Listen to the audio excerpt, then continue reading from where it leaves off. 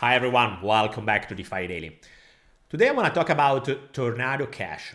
That is one app that is giving you the ability to become untraceable into the blockchain. So let's suppose that you are having some funds into a wallet and you want to move them into another one without letting other people to know that you are doing it, so without making it visible the destination address that is your address, so breaking the connection between the old wallet and the new wallet. Tornado is the answer. I will explain to you exactly how does it work, plus I will share a couple of thoughts about it, because I have the feeling that too many people are just thinking that it is enough to use Tornado to become untraceable. The reality is that you have to keep attention to what you are doing, because if your goal is for real to be private and to really preserve it, you have to follow a couple of tips that are really important, because that's not just a matter of using Tornado. It's a matter of going much beyond it. And I will explain to you exactly what I mean. Just before to start, remember guys that all the contents in this channel are just for educational purpose. My goal is to give you the tools on how the DeFi is working. I'm not here to suggest to use one app or another one, or just giving you any financial advice. What I want to do is really help you to better understand how DeFi is working, to help you to take the best decision. But let's start immediately. So this is the app, and how does it work? It is pretty simple. You have to connect your wallet. You have to deposit a certain amount. The standard version is requiring you to deposit a precise amount. As you can see here, it is 0.1 BNB, 1 BNB, or 10, or so on. And as you can see also from here, right now, the Tornado Cash app is a multi-chain app, so you can use it on different blockchain. Just remember that not all the assets are supported.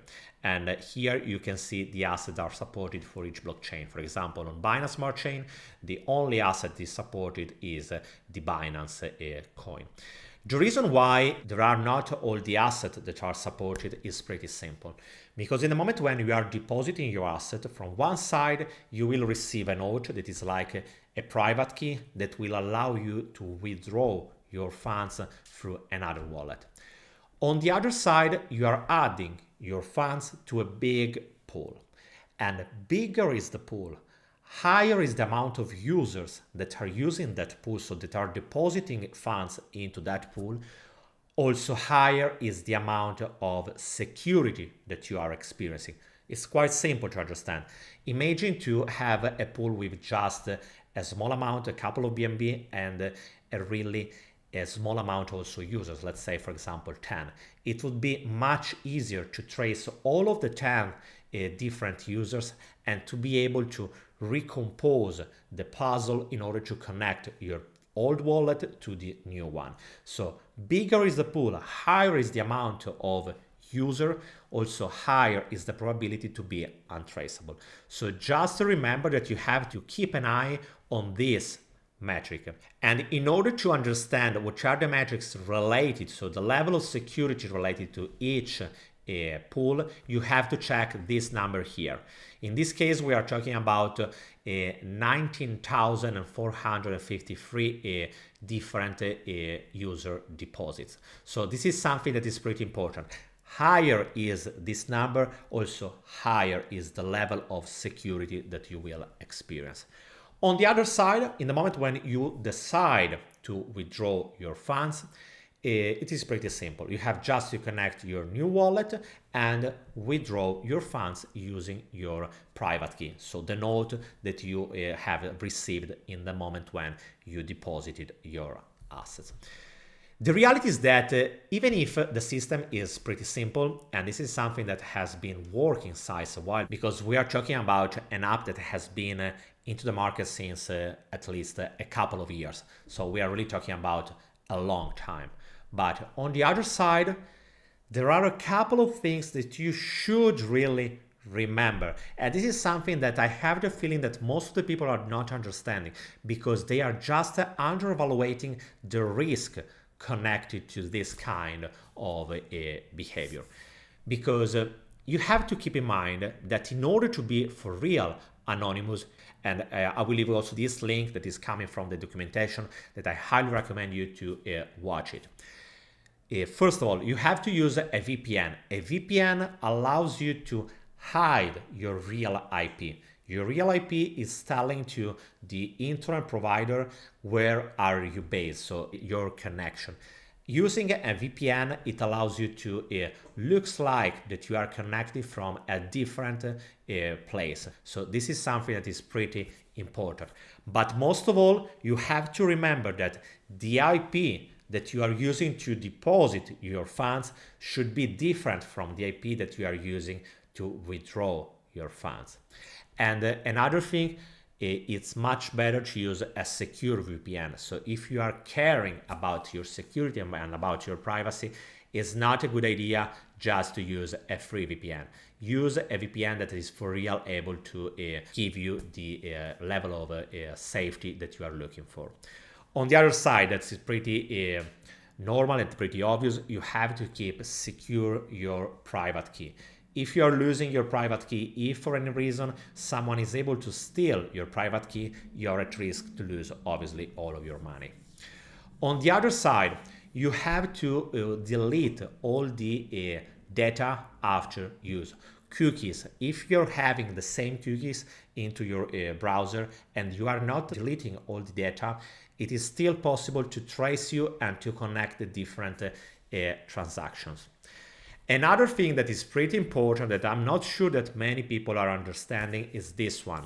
Avoiding the use of the same API token for all transactions. I want to start saying what is an API token.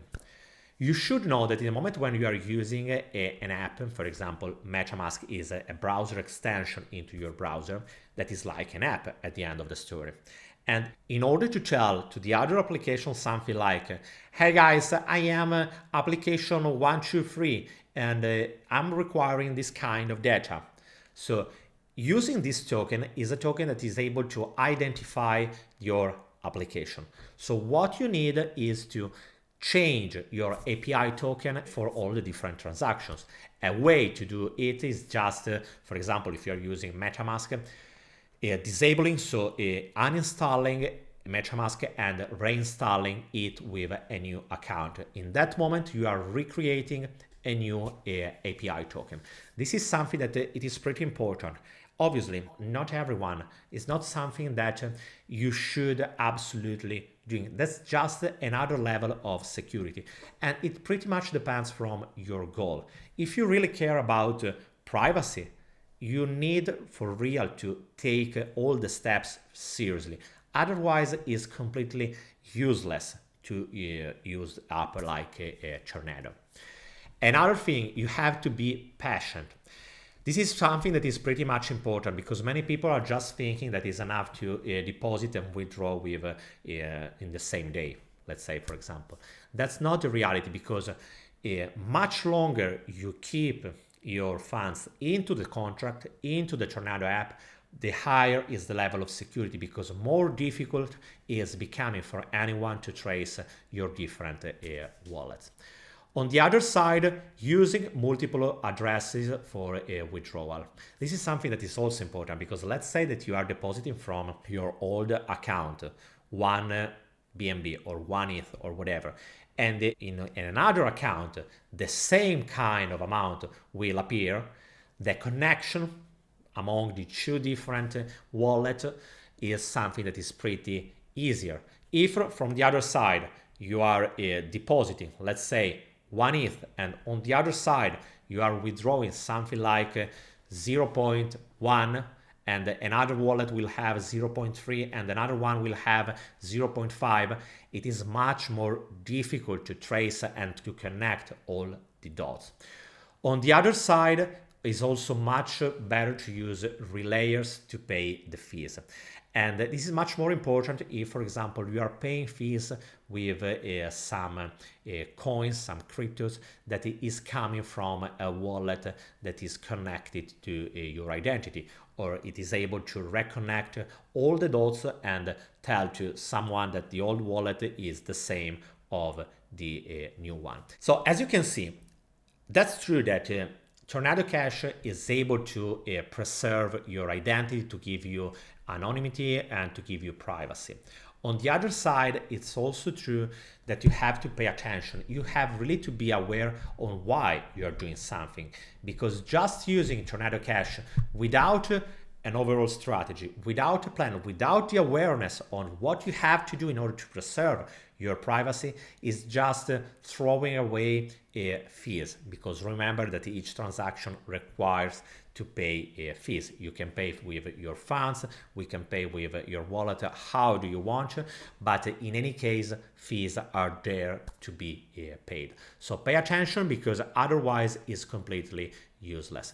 Another thing that is quite important for you is to keep your node, because the node will allow you to use the compliance tool. The compliance tool is a tool that allows you, in case of need, let's say that someone is requiring from you to demonstrate the origin of your funds, you can use the compliance tool to recover and to demonstrate the origin of the funds. Because if you put your node here into this field, you will be able to retrace and to demonstrate the origin of your funds. This is something that from the compliance point of view, so from the point of the law, it could be useful. It obviously really depends why you're using a certain app. But this is also one of the reasons why Tornado Cash is a compliant app, for the simple reason that it allows you in any moment to demonstrate the connection between the old wallet and the new one. So guys, I hope that this video helped you to better understand how the Tornado Cash is working. And as you can see, the amount of people that are using this app is growing every day. The chart is showing you since the end of the 2019 how the amount of money, how the amount of cryptos that are coming through the Tornado Cash is increasing every day. I will leave you also this link into the description below, so you will have the opportunity to check it by yourself. I highly recommend you to really think twice before doing something and really be aware on why you are doing something. And most of all, you have to be aware that the blockchain is a big database where all of the data, all the transactions are stored. And it means that in any moment you can be traced again. So really, for example, if you are trying to be untraceable and at the end of the story you are connecting another wallet, so you are sending transaction to the new wallet with wallets that are connected to your identity, that's pretty useless. So really pay attention to it, because that's just the moment that you are throwing away all the efforts. This is also one of the reasons why that's not so true that the blockchain cryptos are the best way to be paid for, let's say, criminal acts and so on. Because the reality is that the level of traceability into the blockchain is so high that most of the time is pretty naive to think that you can be private for real just sending Bitcoin or Ethereum or whatever. Yes, it's something that is possible. But on the other side, there are many different stuff that you have to pay attention to, and they are quite delicate. Guys, let me know what do you think about this kind of topic, and I will be more than welcome to listen from you. And remember, if you like this kind of content, leave me a big thumbs up, drop a comment, and I will see you tomorrow with another video. Bye guys.